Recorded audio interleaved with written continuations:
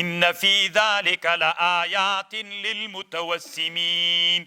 څه علامه وه، څه دلیل د یوسف علیه السلام په قصه د لوط علیه السلام کې نعمتونه یې معطل کړل، چې نعمتونه الله هغوی معطل کړل، هلاک یې کړل الله. موږ چې نعمتونه معطل کړي ورځ تر بلې به هلاکیږو پسې هلاکیږو. راځئ نعمتونه راوباسو چې موږ دوام کوو که یې نه کوو.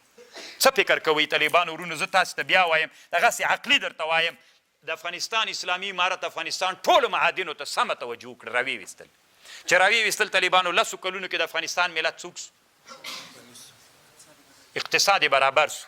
نو چې اقتصاد برابر سو، دا بیا د وروسو د لندنو د پاکستانو د ایرانو د پلانو د استخباراتو جاسوس کیږي چې خان سي.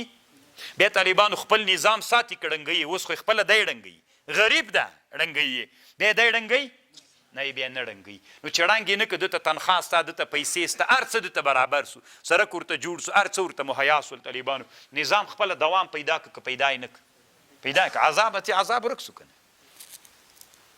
انه ان فی ذلک